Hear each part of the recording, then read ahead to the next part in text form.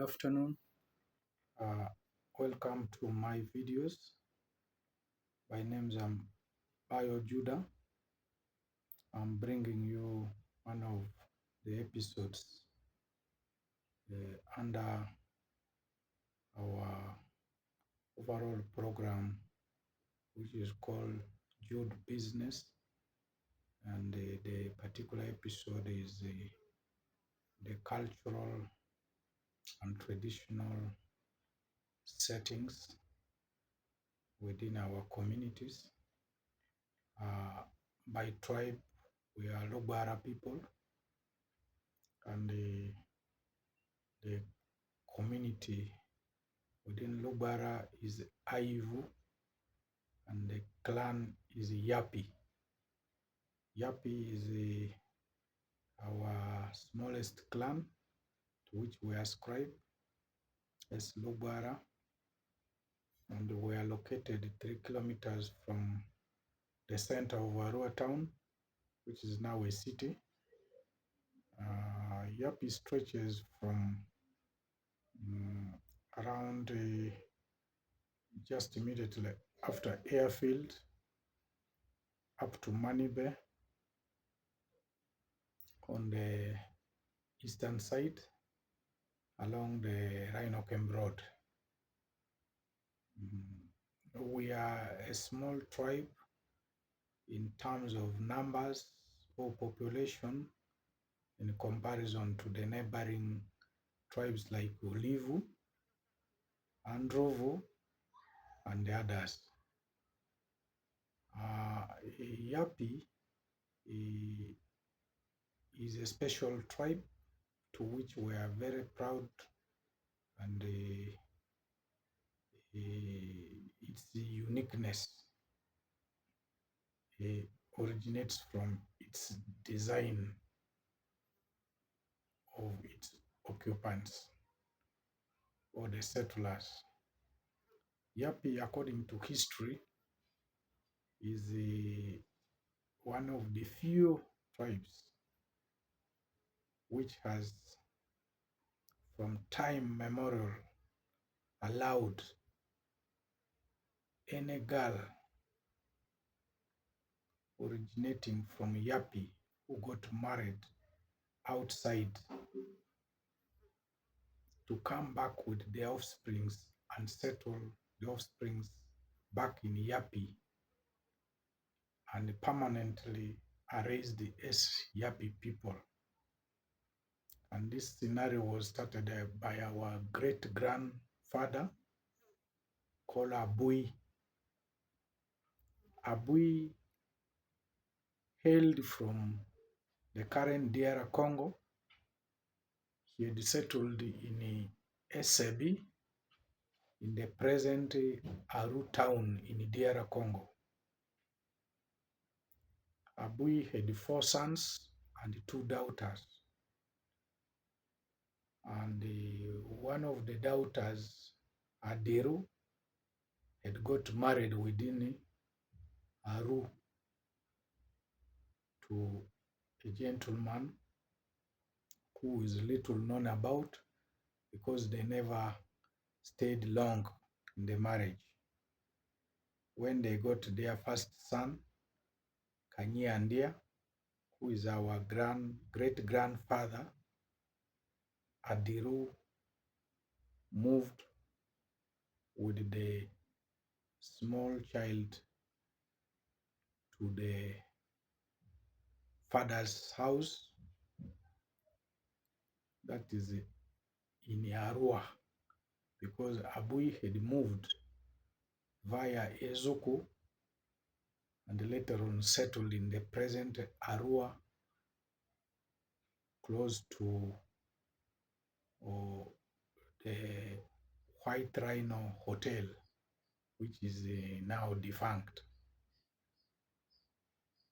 And because the colonial government preferred the particular terrain where our grandfather had settled, they were pushed from the present White Rhino area, which is called Anyafio, they to move eastward towards the Orawa Primary School presently and settled there. And this settlement was now more by the children of Abui, including our great grandfather Kanyiandia. So when they moved and settled in the present Orawa, because this was a hunting generation, they kept creating more space for hunting expeditions. As such, our grandfather, Dre Chabo, had to move from the present Orawa Hill and Primary to where we are currently located near Olive Church of Uganda in the present Yapi Bora. It is from this background our grandfather Drechavo started his new generation when he got married and was blessed with a son in the first marriage. That is my father, Ogua Jackson, and a brother called Nyaya Christopher, plus two other daughters who are all now deceased.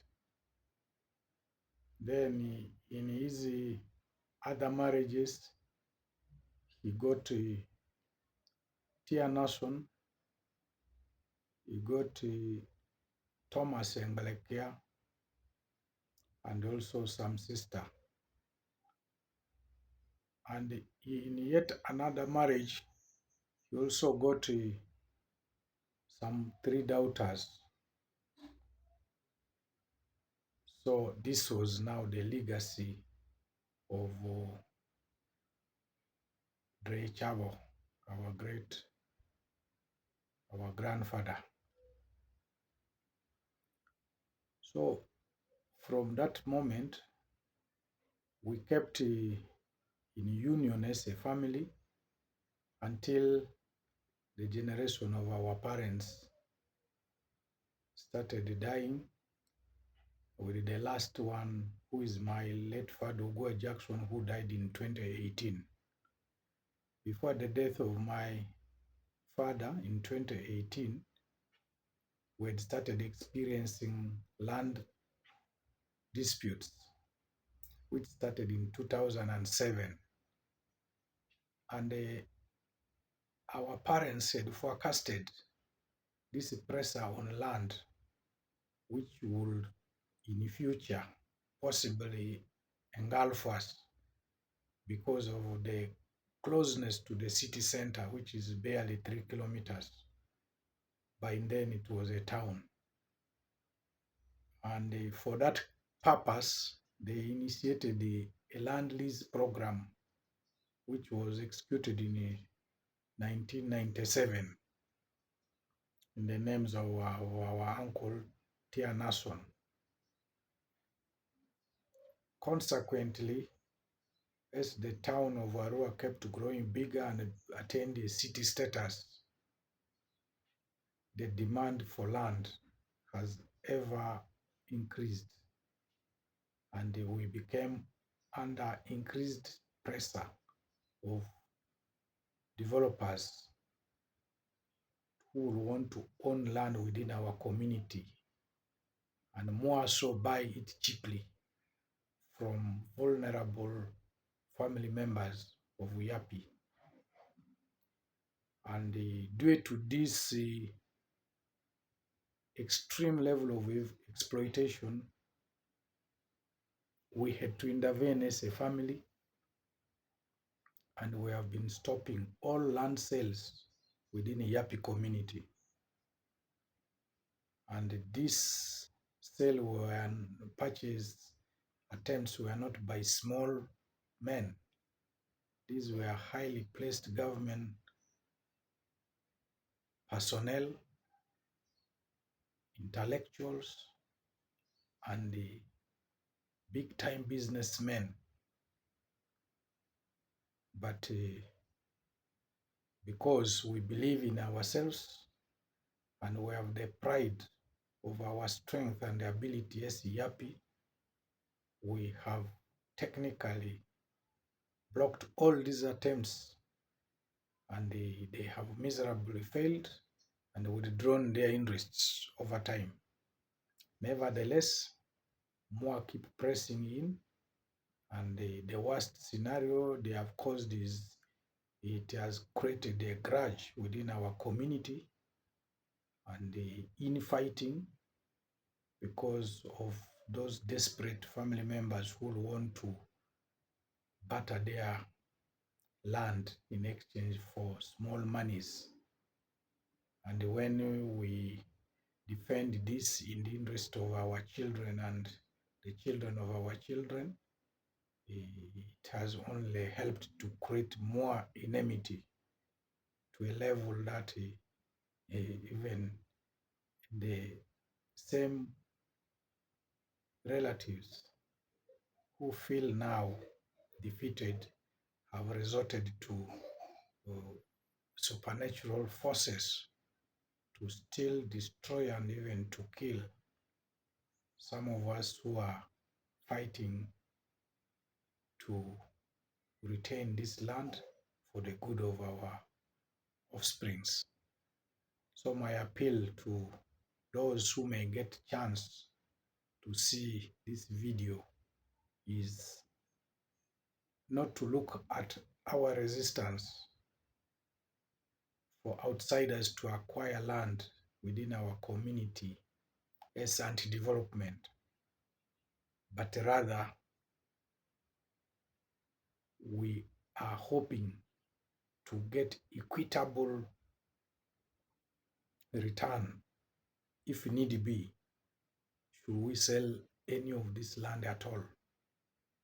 But most importantly, we are doing this in interest of our offsprings who are vulnerable just like us, because not many of us had got the opportunity to study highly, and most of our families are poor, and we depend on the land for our survival, particularly for settlement and subsistence. So in no way will tolerate any level of force or power of whatever magnitude that will wish to grab land in disguise of buying land, coming via poor, vulnerable families, using imported elders from neighboring clans. And we believe, since this is our land, inherited land, customary land, there is no way anybody can shake us, whether by means of courts of law or whatever, as part of the matter is even already before court. We believe by God's grace we shall defeat all these losing entities who are desperate and think we are also desperate to lose our land for the sake of small monies. I'm very grateful. I'm thankful. This is an introductory video. You are yet to get more of my videos on cultural matters, on business matters, on educational programs, and on tax education. Thank you.